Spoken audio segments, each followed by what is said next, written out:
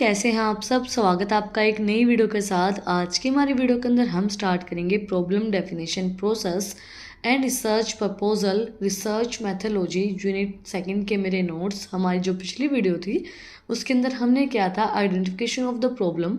अगर आपने वो वीडियो नहीं देखी है तो उसका लिंक डिस्क्रिप्शन में है, आप लोग जाके चेक कर सकते हैं। और अगर आप चैनल पे नए हैं तो सबसे पहले चैनल को जाके सब्सक्राइब करें, बेल आइकन प्रेस करें फॉर न्यू अपडेट्स। तो आज की हमारे वीडियो के अंदर हम स्टार्ट करते हैं problem definition process. Researcher should conduct a situation analysis of the problem, the background of the study, underlying theoretical and conceptual basis should be carefully understood. The researcher should make a critical examination of the marketplace and look into the related studies. These steps is and vary executives as it involves detailed discussion with the key decision makers. Generally, the researcher would like to paid up an alternative problems and statement with the solution. सबसे पहले जो researcher है वो क्या करेगा, situation का analysis करेगा कि क्या हमारी सिचुएशन है, हमें प्रॉब्लम क्या आ रही है और किस चीज़ के बारे में हमें दोबारा से रिसर्च करना है। और फिर हम क्या करेंगे, उसके बाद हम स्टडी करेंगे कि हमारे क्या थ्योरेटिकल कॉन्सेप्ट हैं, क्या हमारा कॉन्सेप्चुअल कॉन्सेप्ट है, उनको केयरफुली हम उनको अंडरस्टैंड करेंगे। देन हम क्या किया जाएगा, जो रिसर्चर है वो क्या करेगा, सारी चीज़ों को एग्जामिन करेगा, मार्केट को देखेगा, उन सब चीज़ों को स्टडी करेगा। उसके बाद वो इन्वॉल्व करेगा सारी डिटेल्स को, डिस्कशन करेगा कि क्या चीज़ आएगी। फिर एक डिसीजन लिया जाएगा कि भाई हम क्या डिसीजन लें, किस तरीके से हम डिसीजन लें, उस प्रॉब्लम को, क्या प्रॉब्लम हमारी और क्या उस प्रॉब्लम का हमारा अल्टरनेटिव हो सकता है, क्या उसका सोल्यूशन हो सकता है। The next step, the researcher should state unit of analysis. It will help him to define the limits of his study. The unit of analysis could be product or social structures like a market or the organization itself, etc. Is example to study services satisfaction for telecom company. The researcher may use students, businessmen or laborers as their units of analysis. Next step के अंदर हम क्या करेंगे, हम units के अंदर analysis करेंगे कि हमें पता चल जाए कि हम कितने यूनिट्स के अंदर हमें उस चीज़ को एनालाइज करना है, हमें कितनी लिमिट के अंदर हमारी चीज़ों को स्टडी करना है। एनालिसिस हमें किसका करना है, प्रोडक्ट का, सोशल स्ट्रक्चर, वो सब चीज़ें हमें पता चल जाए कि जो हमारी मार्केट है, ऑर्गेनाइजेशन, उसका हमें खुद से एनालिसिस करना है, किस तरीके से एनालिसिस करना है, क्या हमारी लिमिट रहेगी। एग्जाम्पल हमें दिया गया है जो हम स्टडी करेंगे सर्विस सेटिस्फेक्शन का। जैसे हमारी कोई टेलीकॉम कंपनी है, उसका हम देखेंगे कि भाई हमारी जो सर्विसेज हैं उनसे वो सेटिस्फाई हो रहे हैं या नहीं हो रहे हैं। तो हम किस तरीके से उनको देखेंगे कि हमारी चीज़ों से वो लोग सेटिस्फाई हो रहे हैं या नहीं हो रहे हैं। तो हम पूछेंगे किससे, हमारे जो बिजनेसमैन हैं उनसे, हमारे जो स्टूडेंट्स हैं उनसे, और जो हमारे लेबर्स हैं उनसे। उनके बाद वो हमारे यूनिट्स ऑफ एनालिसिस हो गए कि भाई हमें इतने लोगों से ये चीज़ें पूछनी है। और फिर हम चीज़ों को एनालाइज करेंगे कि क्या दिक्कत आ रही है और किसको क्या कमी लग रही है उस चीज़ के अंदर। Researcher should not determine the essential and relevant variables. A variable is something that is observed, manipulated, and changed in value in response to certain stimulus. जो इसके अंदर क्या बोला गया है, देन हम क्या करेंगे, डिटरमाइन करेंगे जो हमारे essentials relevant variables हैं। The variable which directly affect the study are made a part of the study. The variable that is to be predicted or explained is, and the variable that influence the dependence variable is called as independent variable.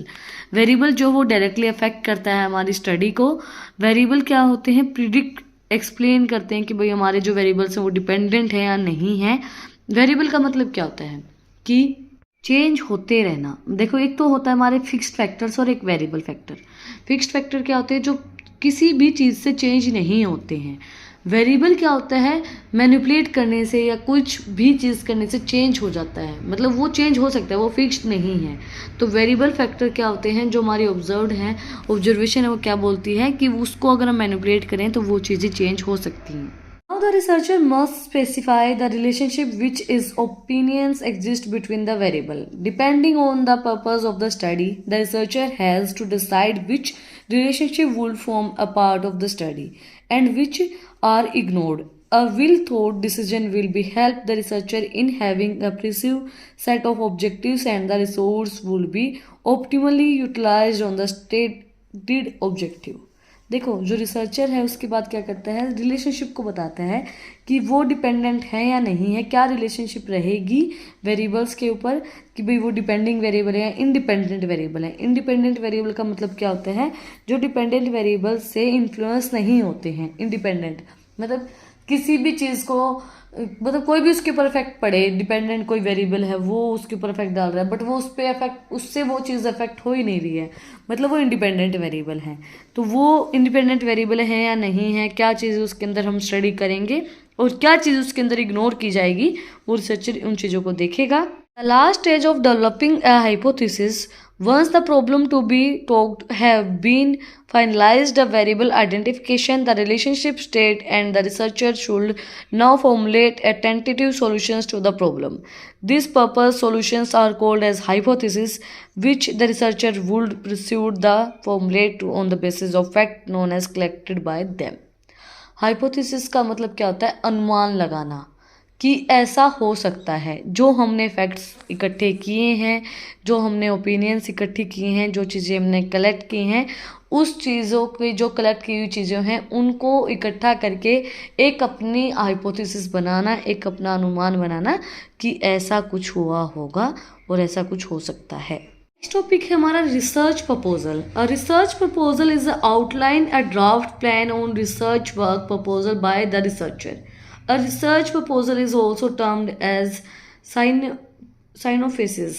देखो research proposal का मतलब क्या होता है, एक outline, एक draft होता है। देखो हम कई बार क्या होता है कि जैसे हम एक एग्जांपल लेते हैं, हम रील बनाते हैं, रील बना के हम कई बार हमें ये होता है ना कि अभी हमारे पास पोस्ट करने का टाइम नहीं है, तो हम उसको ड्राफ्ट में डाल देते हैं कि हम इसको दोबारा से एडिट करके, इसको थोड़ा सा और मॉडिफाई करके हम इसको फिर से डालेंगे। तो वो रिसर्च प्रपोजल होता है। रिसर्च प्रपोजल एक आउटलाइन होता है, एक ड्राफ्ट प्लान होता है जिसके ऊपर आपको काम करना होता है कि भाई ड्राफ्ट में हमने ऐसा कर रखा है, और रिसर्चर वो बना के रखता है कि भाई इस तरीके से हमें काम करना है। वो हमारा रिसर्च प्रपोजल होता है। एक research proposal is an outline of the research work pursued by the researcher. जो आगे रिसर्चर को काम करना है उस चीज़ के ऊपर, वो प्रपोजल बना के रखता है कि भाई हाँ हमें इस तरीके से उसको करना है, और ये हमारा ड्राफ्ट में पड़ा है। रील से मुझे याद आया, मैंने इंस्टाग्राम पे भी अपना चैनल खोला है, ओपन किया है, AM एजुकेशन नाम से। ये मैं उसका लिंक भी डिस्क्रिप्शन में डाल दूंगी, आप उसको भी जाके फॉलो कर लेना। A research proposal has various benefits like it allows the researcher to analyze the flexibility of his project। जो उसकी फ्लेक्सिबिलिटी है प्रोजेक्ट की उसको अलाउ करता है कि उसको एनालाइज किया जा सकता है। और researcher can access and reviews his project steps will making the proposal. जो रिसर्चर है वो एक्सेस कर सकता है, वो रिव्यू प्रोवाइड्स करवा सकता है जब वो प्रपोजल को बनाता है स्टेप्स के अंदर।